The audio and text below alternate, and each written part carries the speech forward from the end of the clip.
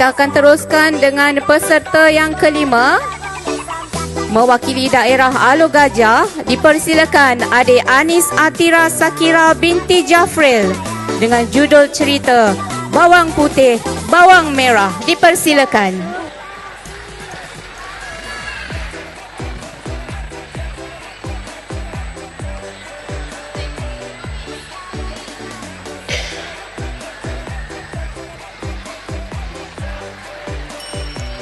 Salam sejahtera dan salam Malaysia Madani. Terima kasih peneraju agenda. Barisan hakim yang arif lagi bijaksana, penjaga masa yang begitu setia, seterusnya guru-guru dan rakan-rakan sekalian.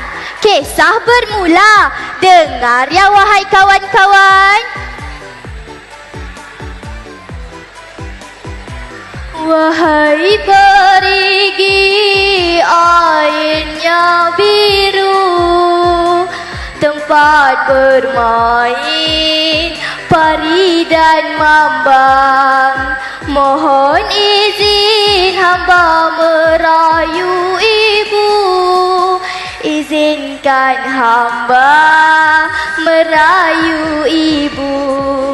Wahai bondaku si ikan kaloi, timbullah bonda tunjukkan diri, nasi melukut sayur keladi untuk bondaku di pagi hari. Esok Merah datang lagi dengan nasi sayur keladi ya Mak, kata Merah dengan nada gembira. Merah bergegas pulang. Bila sampai di rumah, didapati Mak Kundur dan Bawang Putih sudah menunggunya dengan muka yang bengis. Hei, kemana kau pergi? Kami dah lapar ni, lekas siapkan makan tengah hari untuk kami. Ingat, mulai hari ini kami berdua akan menjadi raja dalam rumah ini. Jerkah Mak Kundur sambil menangis teresa-esa. Bawang Merah terpaksa menurut saja perintah Mak Kundur. Tiap-tiap hari tiada peluang langsung dia hendak berehat, asyik dengan membuat kerja sahaja. Bagaimanapun, setiap pagi sebelum Mak Kundur dan Bawang Putih bangun dari tidurnya, dia sudah pergi ke perigi bersama nasi sayur keladi untuk berjumpa ibu kesayangannya. Suatu hari, tanpa disedari pelakuan Bawang Merah telah diketahui oleh Bawang Putih. Oh, di sini rupanya si Bawang Merah datang hari-hari. Akan aku perhatikan apa yang dia buat di sini. Bisik Bawang Putih. Dia dapat melihat dan mendengar segala-galanya yang berlaku. Lantas dia cepat-cepat pulang dan mengadu kepada maknya. Oh, begitukah? Nanti akan aku tangkap ikan itu, kata Mak Kundur. Segala rangkap gurindam itu telah dihafal oleh Mak Kundur.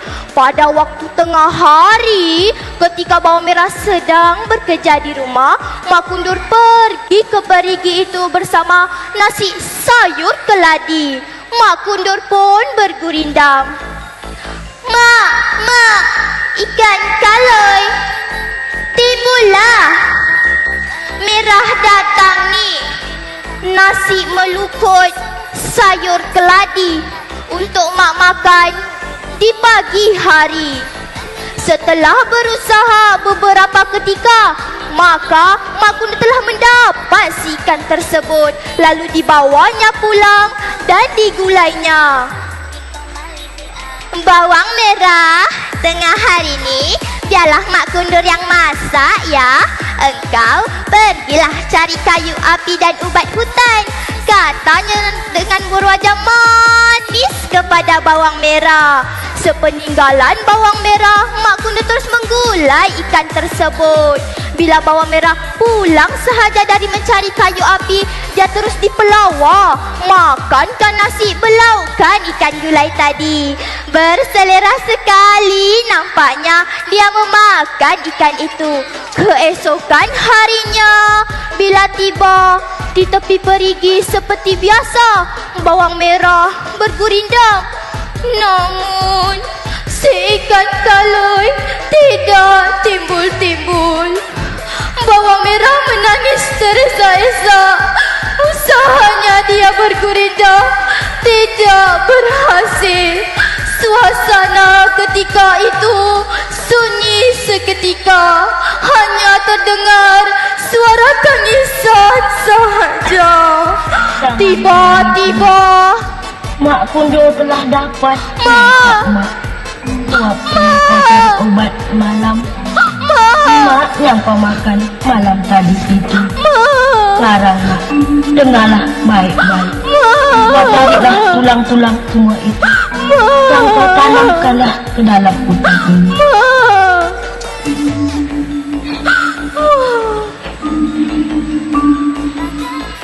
Hilang saja suara itu. Sambil mengesat air mata, bawang merah berlari pulang ke rumah. Kemudian dengan perlahan-lahan dia turun ke bawah rumah untuk mencari tulang-tulang ikan tersebut. Setelah puas mencari, barulah tulang-tulang itu ditemui, lalu dihimpun dan ditanamnya di atas bukit di dalam hutan. Dengan izinnya, dalam masa sebulan sahaja, tumbuhlah sepohon beringin yang rindang. Ketika ada masa lapang, secara diam-diam dia akan bermain buayan di situ. Sambil berbuai, dia akan menyanyi. Laju, laju, buaiku laju, pohon beringin tegaknya tinggi, kalau rendah menyapu bumi, penghibur aku, menolong aku, bertiuplah angin bayu, laju, laju, buaiku laju, akulah anak yatim piatu. Suatu hari, kemajuan suara bawang merah telah didengari oleh raja yang sedang berburu bersama hulu balangnya. Bawang merah terasa dirinya sedang diintai. Ia pun cepat-cepat berlari pulang ke rumah. Tetapi bawang merah telah dapat diekori oleh rombongan baginda. Setibanya bawang merah di rumah, lalu dia terus bersembunyi. Tidak lama kemudian, terdengar suara di halaman rumahnya. Tuan hamba, sebentar tadi kami melihat ada seorang gadis cantik yang sedang bermain buayan di bukit sana, kata Datuk Menteri. Gadis cantik? Oh, memang ada. Dia anak patih, jawab Mak Kundur. Maka Mak Kundur memanggil bawang putih keluar untuk menghadap Datuk Menteri. Bukan yang ini, yang lain. Dia lebih cantik, kata Datuk Menteri. Yang lain? Ada, tapi dia orang gaji patih, jawab Mak Kundur. Lalu Mak Kundur menarik bawang merah keluar untuk menghadap Datuk Menteri. Tiba-tiba Datuk Menteri menjerit, "Ha! Inilah orangnya. Dialah yang berbuai dan menyanyi dengan merdunya." Menyanyi? Fikir Mak Kundur. Tuanku, kalau dalam soal menyanyi, anak batik bawang putih lagi pandai menyanyi. kata Mak Kundur. Mendengarkan itu, Baginda Sultan perlu membuat ujian di hadapan orang ramai. Mula-mula, Bawang Putih dahulu diminta menyanyi. Dia belum pernah menyanyi, apatah lagi menaiki buayan. Atas desakan ibunya, dia teruskan juga menyanyi. Laju, laju, laju, buaiku, buailah, aku nak kahwin dengan anak raja. Buayan tidak mahu berayun. Suara Bawang Putih pula tidak sedap untuk didengari. Lalu dengan perasaan yang malu, dia terus turun dari buayan tersebut.